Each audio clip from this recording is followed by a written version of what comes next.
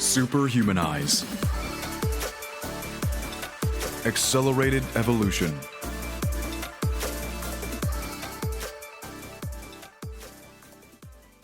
What if everything we've been taught about stress is wrong? What if instead of being the enemy, stress could actually be the key to unlocking our resilience, longevity, and purpose? Today's guest, Jeff Krasno, has built his life around reimagining wellness.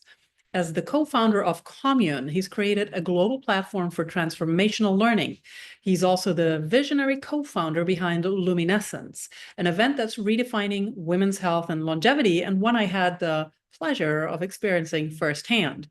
And now, with his latest book, Good Stress, the health benefits of doing hard things, he's challenging everything we think we know about stress and how it shapes us. In this conversation, we'll dive into how discomfort can actually be a superpower, the overlooked connection between metabolic health and mental being, and what it really takes to build a life and a community that thrives. Jeff, welcome to the Superhumanize podcast. So great to be with you. Oh, Ariana, such a treat to connect with you. And I so appreciate this opportunity to be with you, but also to be with the incredible community that you're cultivating here. You are very kind and you're very generous. And this also just reflects in all the incredible things that you are part of, that you have built. You've spent much of your career at the intersection of wellness, education, and community. And you are quite well known in these spaces and beyond. What I'd like to know from you, Jeff, to start this conversation, what's something about Jeff Krasno that most people don't know but should? Yeah, I suppose I'm a man of deep commitment, and some of those commitments I wear on my sleeve. So I'm a very heedful and devoted father of three daughters, and of course, husband and partner with my wife for 37 years. But I also have other commitments in my life. One, and as I was mentioning to you before we started, is I'm a deeply committed athlete. So I'm a tennis player.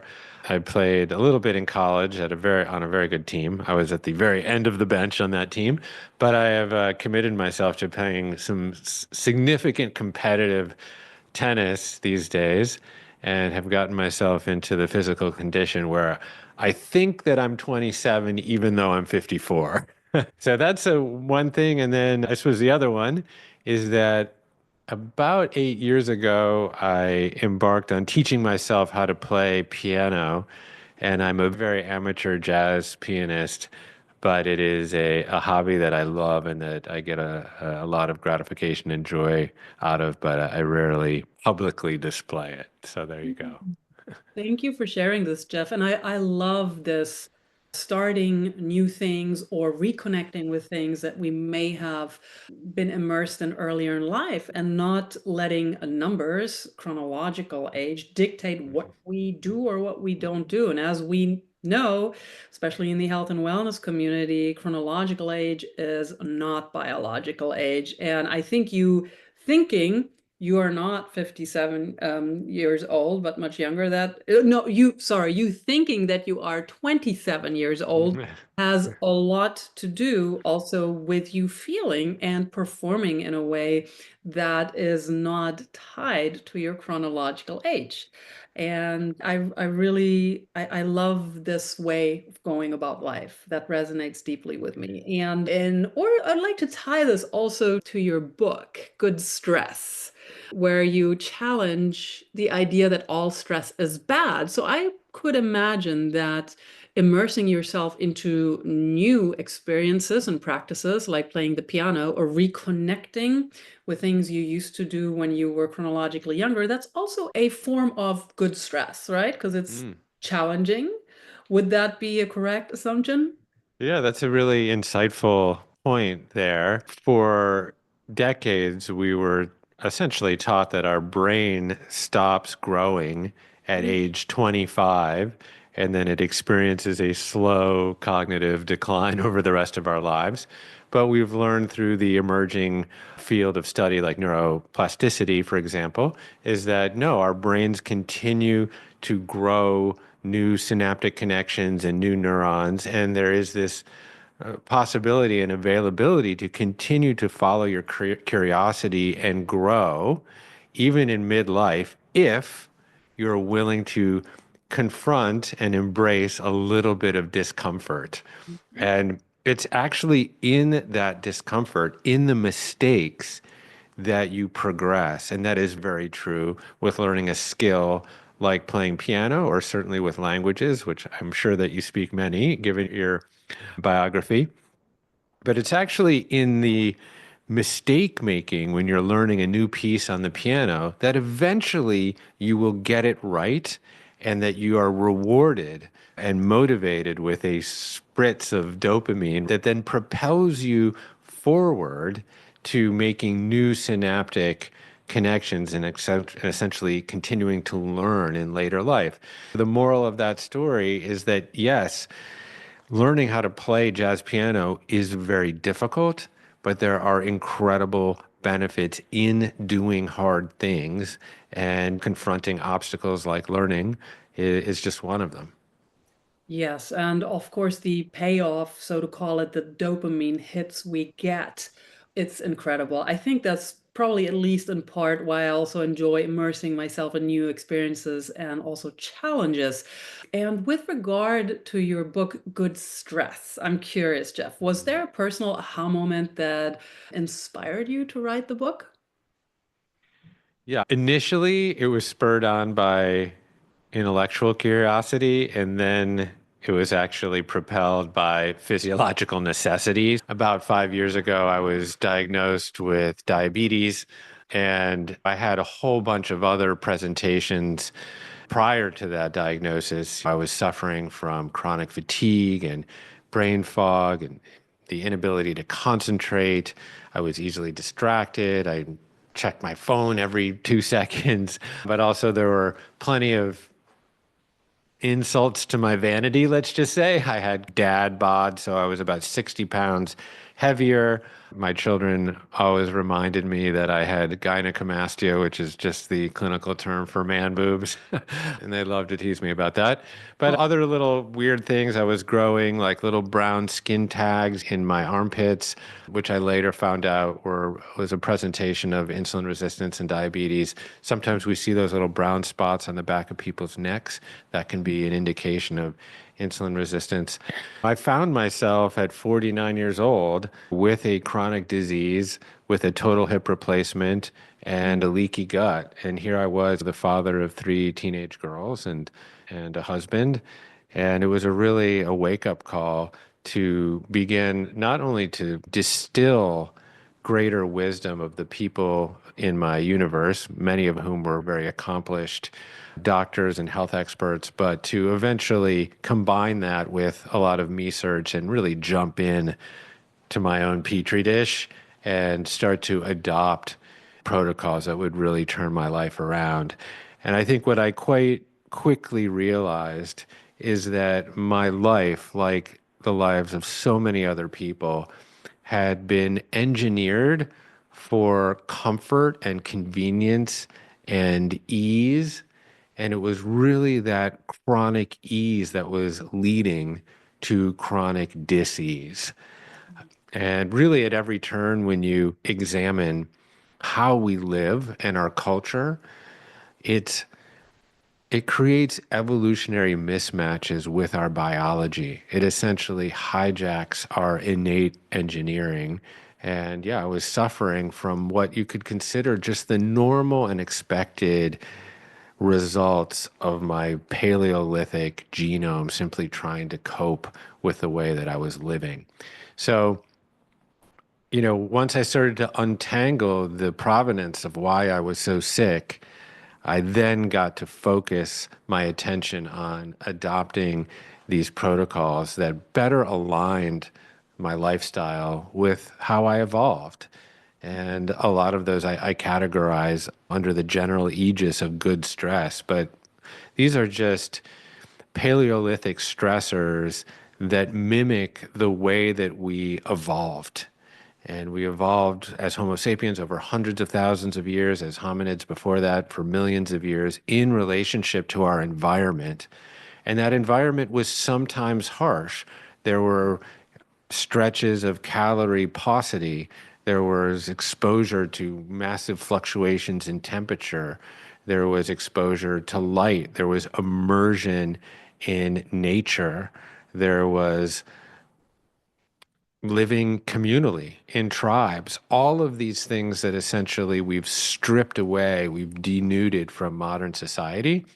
And I started to slowly stack all of those protocols, if you will, into my life. And I began to experience this unbelievable upward spiral of health. Mm. Beautiful, Jeff. And you were certainly, just from an outsider's perspective, dealing with a lot when you first started doing a deep dive into your condition and how to get out of it. And what I really love about your book, about Good Stress, is that you provide tangible and science-backed strategies. Can you walk us through maybe a few of the most powerful and practical techniques that people can implement into their lives to just become more resilient and to move out of this constant comfort, this constant ease that's actually causing disease? Yeah, I think the first and most obvious one was really examining my relationship with food. Mhm. So much of my consumption wasn't really a result of any biological need, but really, as I looked closer at it, it was the result of emotional desires or psychological desires. And modernity provides us with this surfeit of shelf stable, nutrient deficient calories really at our beck and call. I mean, we could order up any form of Chick-fil-A or McDonald's right now via DoorDash, and they would be here by the time we finished our conversation.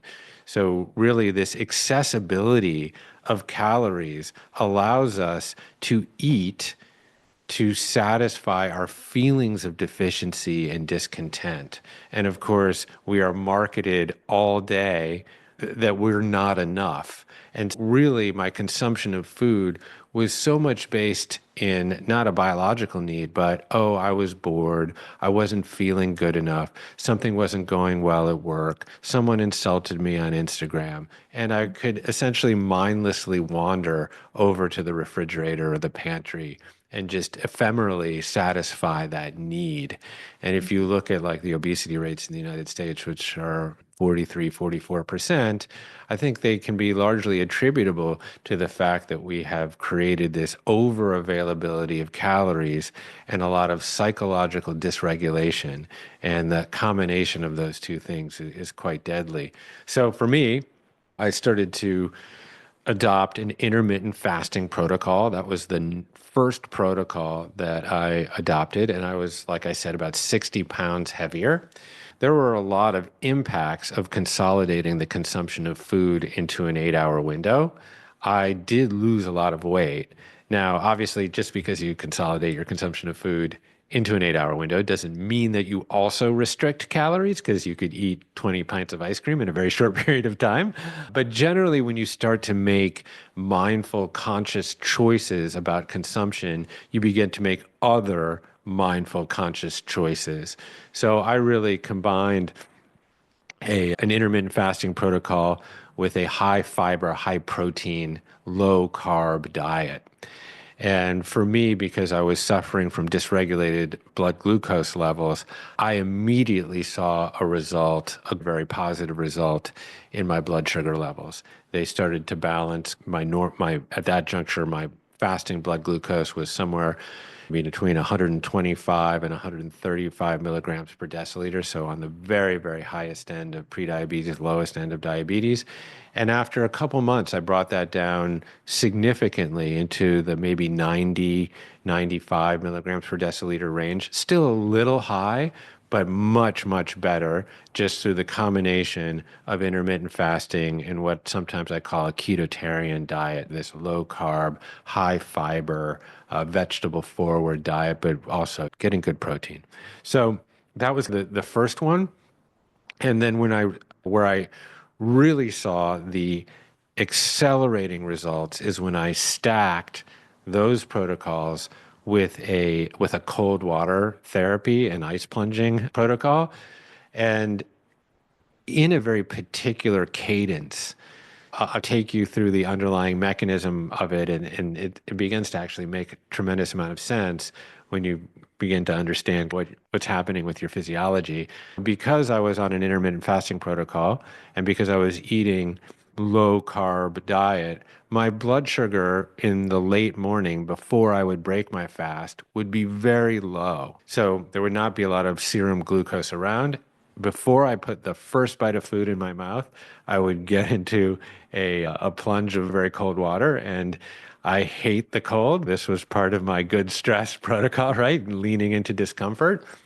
And of course, what would happen when I would get into that ice water? There'd be a big gasp, but my core body temperature would plummet and my body would jump into action and have the adaptive response of thermogenesis, of essentially moving my body back up my core temperature into that little warm porridge, that Goldilocks zone of 98.6. In order to be able to do that, it needs to make heat. In order to make heat, it needs an energy substrate. My mitochondria need some form of energy to make heat. And it would look around and scan in my body. And because there wasn't a lot of glucose available, because of my low carb diet and my intermittent fasting protocol, it had no other choice but to burn fat, essentially to oxidize fat, convert my triglycerides into free fatty acids and ketones for a substrate to make heat. And that little combination for me, and we're all different, we're all bio-individual, but there's some, I think, concepts that are relevant to all human physiology. But that combination for me was explosive. And it really, I could almost see the fat melt off my body. And I started to really control my blood sugar levels. Outstanding, Jeff. And I also love the way how you describe the process. It makes it easy to understand because these are quite complex processes, actually. I have a couple of questions. So, with regard to the intermittent fasting, do you stick strictly with waters or teas without sugar or any kind of other additives? Or do you actually allow yourself to have, let's say, coffee, or do you still take supplements within the time frame where you're fasting, or is it completely 100% strict? No, I'm playful, I guess I Mhm. would say, with the edges of it. And I think there's a lot of nuance, sophisticated nuance to fasting. There's certain windows that you have to hit for certain people to hit, like autophagy, for example, the cleanup of senescent cells, basically breaking down dysfunctional proteins into their amino acid building blocks. But a lot of people talk about autophagy. Some people think, oh, you actually have to be in a fasted window of 24 to 36 hours. Or ketosis, for example. That's another reason that a lot of people fast, and there's a certain amount of time. For me, it was really more about not consuming food all of the time, because I think for most people, they're not really that concerned with autophagy and ketosis. They're actually really concerned with basically maintaining a healthy weight and just minimizing their consumption such that their body can have moments of repair and restoration instead of always being in an anabolic or growth state. And this is really my general philosophy about well-being, is that health is really reflected by balance. You need to balance growth and anabolic processes and pathways with restoration and repair. So I was just really trying to give my body an opportunity for restoration and repair. So yeah, I would have coffee in the morning, generally like espresso, maybe with a shot of MCT oil, if I wanted a little bit of fats for a little bit of energy boost, but that gets metabolized directly by the liver. I would take supplements. I have an array of supplements that I do take. Berberine is one for me because it's for blood sugar regulation. I'll also take sometimes vitamin D in the winter months if I'm not getting really enough sunlight. Certainly, like a very high quality omega-3 I take for heart health and for brain health. I'm trying to think what else. But then I have a green juice gruel, if you will, that I take. It looks like a swamp. It's a mix of collagen powder and then spirulina, chlorella, nettles, and different kinds of grasses, etc., for fiber and prebiotic fiber. There's technically that would probably take me out of my fasted state, but I've approximated there's about 25 calories in there. So I live up in the hills, so I just walk up and down the stairs a few times and I'm burning that off quite quickly. Yeah, I'm not a neurotic fundamentalist about my fasting window. I think it's something that really you can play on the edges with, and I think you're going to see a lot of health benefits. Yeah, absolutely. Same way for me. I do take supplements throughout the earlier part of the day, and I'm a big fan of traditional Chinese medicine. So I have quite a few tonic herbs that I'm working with at different times. But so yeah, I'm also not super hardcore. It works well for quite a few people, not for me. That would actually cause me bad stress, I think. Yeah. And getting to that, there's actually a lot of confusion about stress. So many people see it as an enemy to be eliminated, which is why we end up in this always being in our comfort zone, right? Which is not good for us. Can you break down the difference between so-called good stress and bad stress in a way that can help people reframe their mindset around it, Jeff?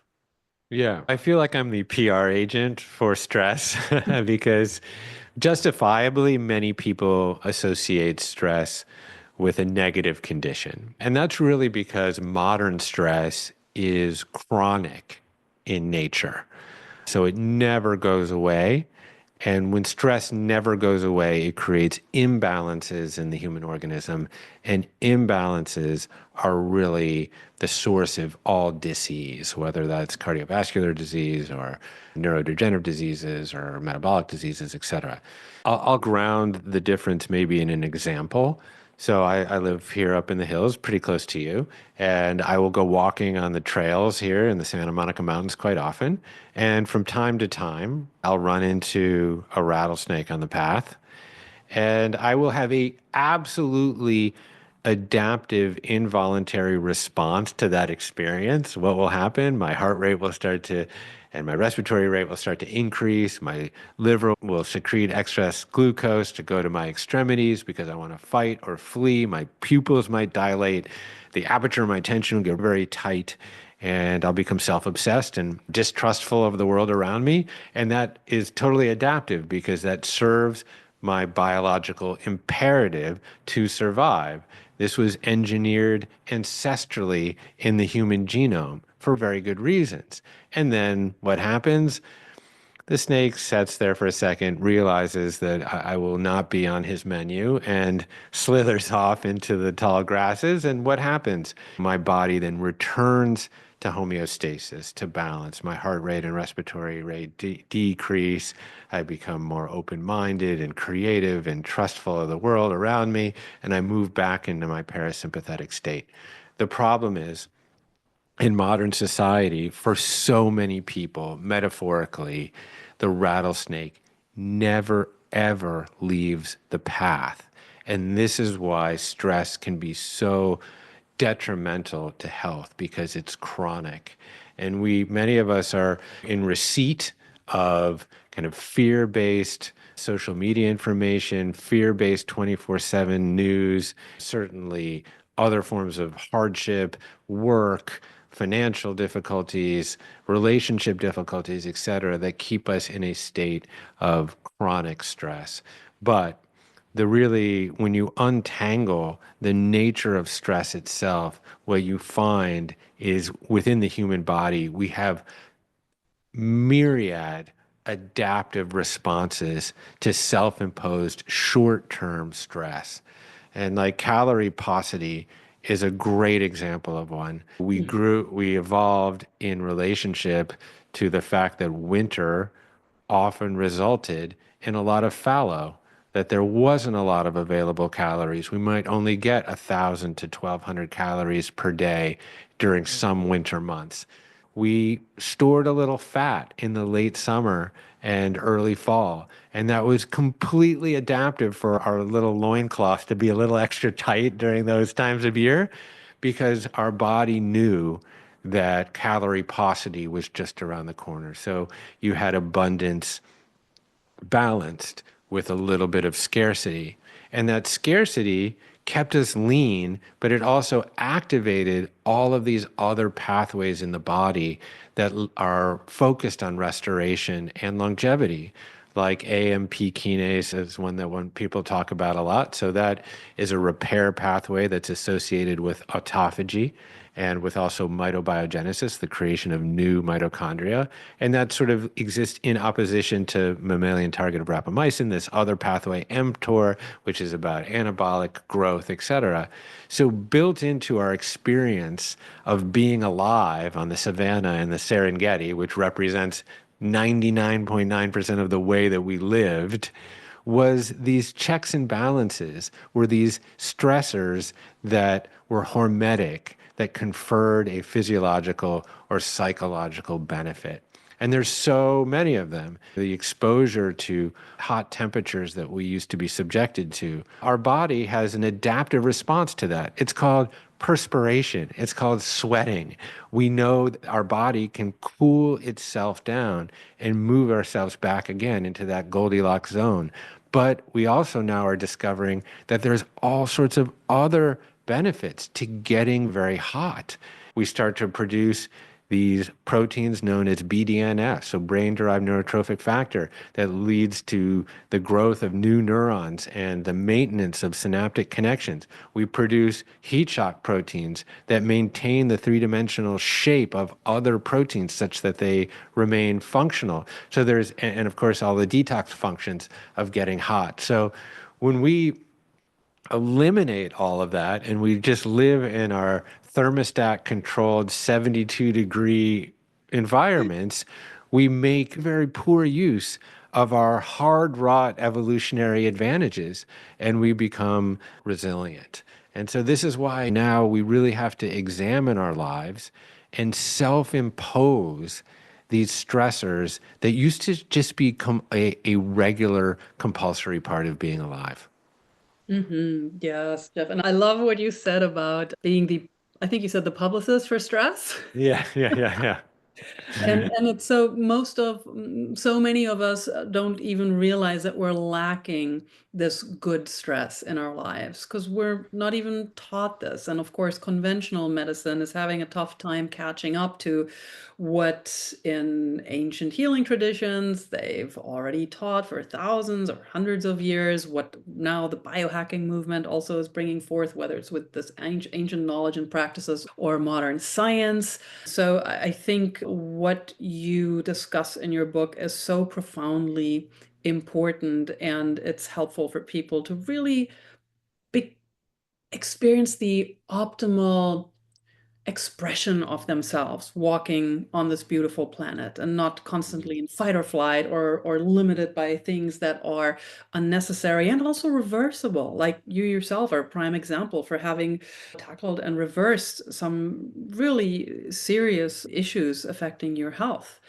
And something else I really respect and love about the all over scope of your work is the focus on women's health, which is often underserved in modern science and medicine.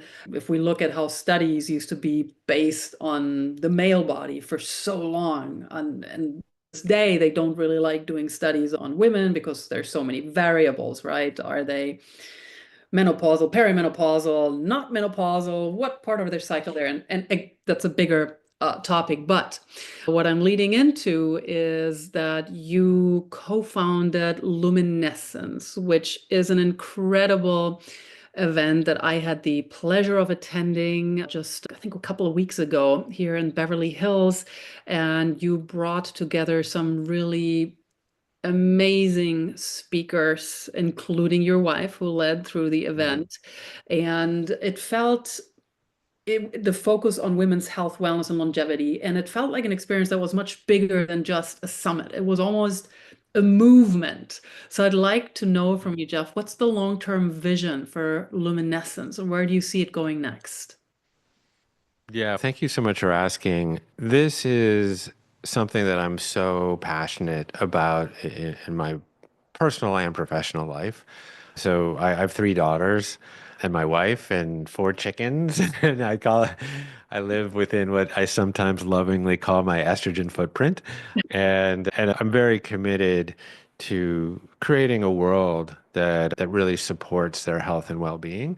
But not only that, my health journey itself was more influenced by the incredible generosity of female doctors, really, than anything else. Women like Sarah Gottfried and Casey Means and Mindy Pels, basically people that shared all of their knowledge and really shepherded me through a massive learning curve. So I was just incredibly grateful for them. And when I started to look around the health space and the longevity space, what I began seeing was a lot of big, wonderful events, but ones that are generally engineered by men for men and had a very sort of masculine feel to them. And I was really quite inspired to create what is the more yin experience to that sort of yangy men's longevity conference where there's a bunch of fleece-vested dudes trying to achieve escape velocity and live forever. And I really think women see their health span through a slightly different lens than men. And this is a generalization, but I think men often see their longevity journey as a very individual one, where women really, I think, see their health span within a matrix of connection and community. And so this was really the goal and the inspiration was to try to create a really community-centered event, really just completely focused on women's health. And the cool thing about it too was that it was completely run by women producers, which is rare in the kind of the event industry.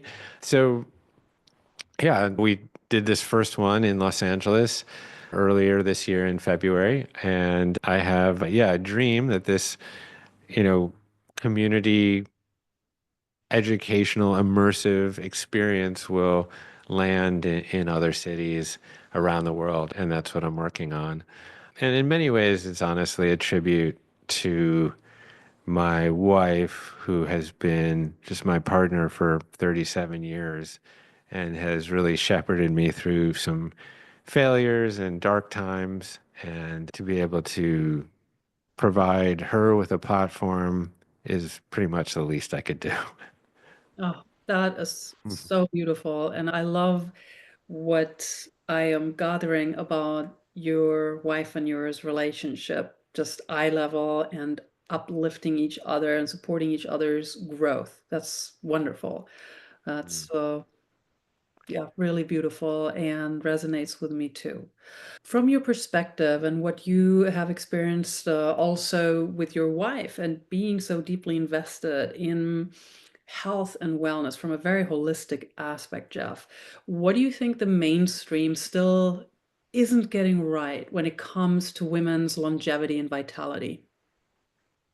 Yeah. As you mentioned, the amount of research and clinical studies have really just now begun to barely catch up. Women really weren't included in studies and clinical studies until the 90s.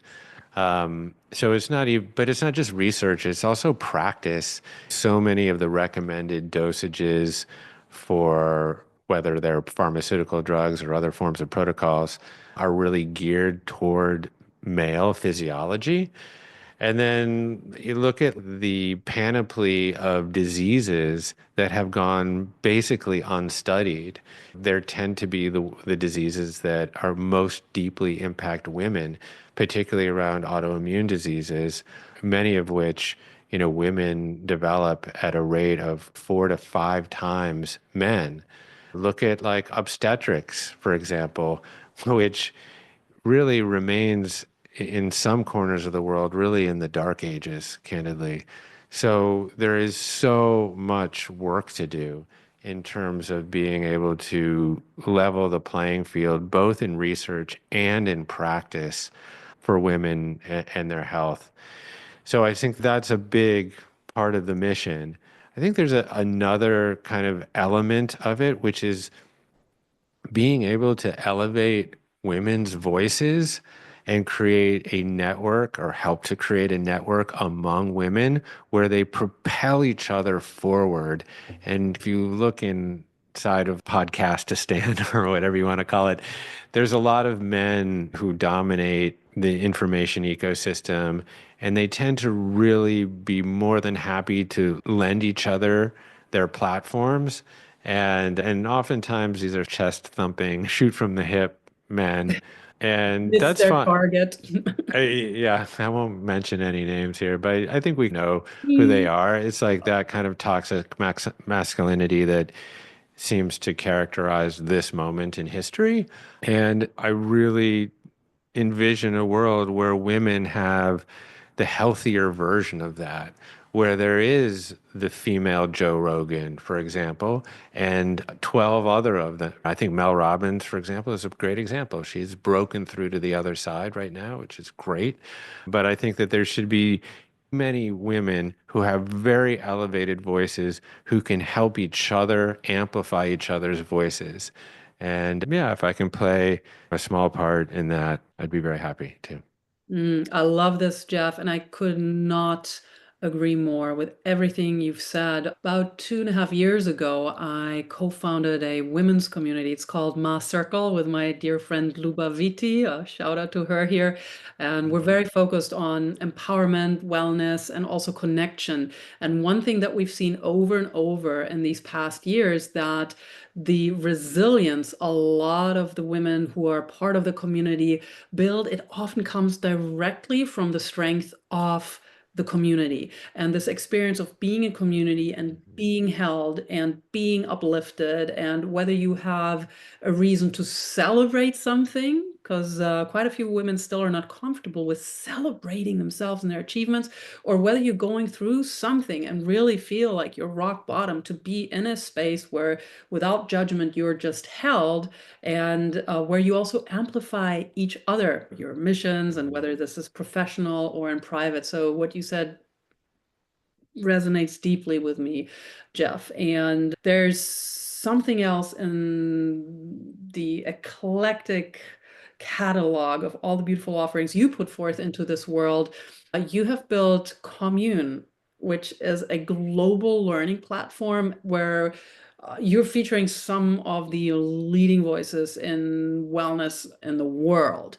And it's wonderful. It's hard even to wrap my head around all the things you're involved in and building, truly being a catalyst for change in this world, especially right now, as you so aptly put, we're living in this time where a very toxic masculinity is propagated. That being said, and also looking at what you also just mentioned, the what's called the manosphere, right? All these bros. Mhm. Yeah, What do yeah. you think should be the next evolution in wellness? And what worries you about where the industry is heading? hmm Yeah, we've been trying to live forever for a really long time. Yeah, we hear about longevity science a lot now. It's very much in the zeitgeist, but this is not a new project. You could even look to Abrahamic religions with the promise of some sort of ethical eternity. We've been trying to deny our inevitable mortality really from the beginning of human consciousness. And I am much more focused on how we live the most vital, vibrant life here and now while we are here. And I think, again, this is where women, I think, focus more of their energy is on really on health span over this notion of, okay, I might regenerate every cell in an organ and live to 200 or something.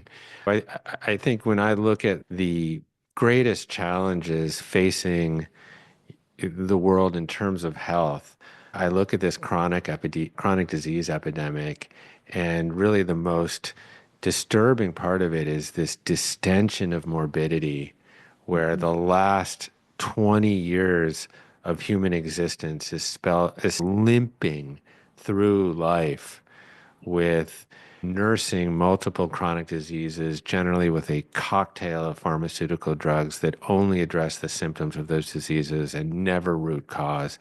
And this really is the source of so much pain and suffering for the individual, but that pain and suffering radiates out to caregivers and family members that sometimes have to nurse people with chronic diseases for dozens of years. And then there's the staggering societal expense of the whole thing. The United States spends 20% of its GDP treating the symptoms of chronic disease. That's $4.5 trillion that we could spend otherwise, making a more vibrant and healthy nation and world. And then there are other dimensions of it. We used to look to our older population as fonts of wisdom, of accumulated experience. And now we essentially treat our elders as the elderly. And we often ship them off to nursing homes because they're just too hard to care for. And we're missing out on so much wisdom. And then there's the political dimension. You don't have to turn your head very far to witness this inflamed political discourse. And my belief is that inflammation and disease in the human body spills over into the body politic.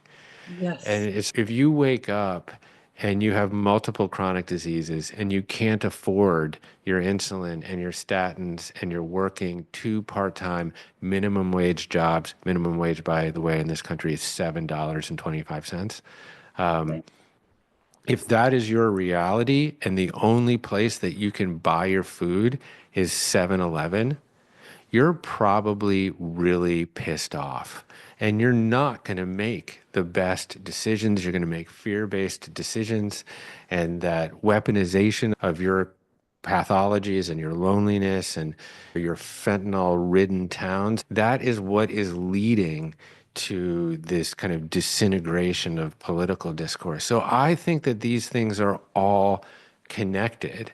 So this is why my great dream is to turn, well, California is where I live, but to turn our country into one giant blue zone where we can live these full lives immersed in nature, immersed in intergenerational community connection, immersed in movement and organic and regeneratively grown food, such that we can live these full lives to 85, 90, 95, and then spend maybe a week saying goodbye to our family members and passing off without any pain, without endless drama, without endless pharmaceuticals.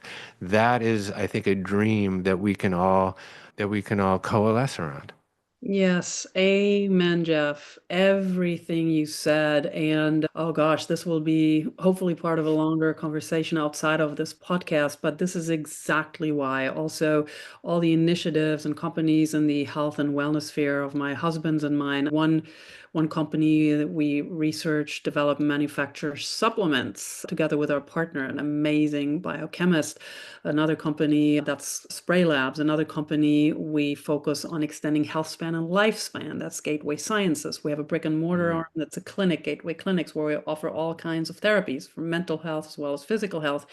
And the driver behind this is exactly what you so aptly described, Jeff, that when people are in this constant state of fight or flight and they're dealing with so many issues, physical, mental, survival, they will make decisions that are based on fear, that are based on anger. When you help people get better and feel better in their own skin, not only will they make better decisions for themselves, for their immediate families, but also for the larger human family at some point, as well as this planet. And that's why I am, also my husband is, why we're so passionate about health and wellness, because it extends far beyond the own experience of feeling well. And that alone is huge because, as you mentioned, the impact on loved ones, on caretakers, especially when you have somebody who's dealing with chronic disease and it's just going downhill excruciatingly over years. But the impact alone of one person feeling better, that has a ripple effect to the entire human family. And I am a chronic optimist. I do believe in human 2.0. And yeah, what you're saying, the parts you and your wife are playing in this, that it aligns with my own feelings. And I know I also speak for my husband here. And with regard to longevity, let's take this a step further. Extending lifespan goes hand in hand also with extending health span in order to not spend the last years of our lives in misery. I also believe it's about extending meaning. So from all of your diverse work in wellness and community, and also your personal healing and personal growth, Jeff, what do you believe makes a life truly well lived? Yeah, that's a great question. I think we were put on this earth to create and connect. We are all just really links in this continual chain of captured sunlight, really. You know, we're here for a relatively short period of time from a evolutionary perspective. And I think what we're truly looking for is a real life of ease and connection, not the ease of 72 degrees, lying on the couch, eating a pint of ice cream, binging Netflix into the late night. Mm. Yeah, that is a delicious form of spending your life from time to time. But what we're really looking for is a different kind of ease. It's the ease that we feel when we're deeply immersed in a creative endeavor, or we're deeply involved in some sort of collective enterprise when you're doing something really important with a group of people. Or sometimes we actually glimpse it when we're in some sort of athletic movement. Sometimes we call that flow state. But it is this condition of life where linear time begins to dissipate and we have perfect awareness of our body and space and time. And we just feel completely at one and present and here. That is real ease. And it punctuates when you're able to access that, it punctuates your life.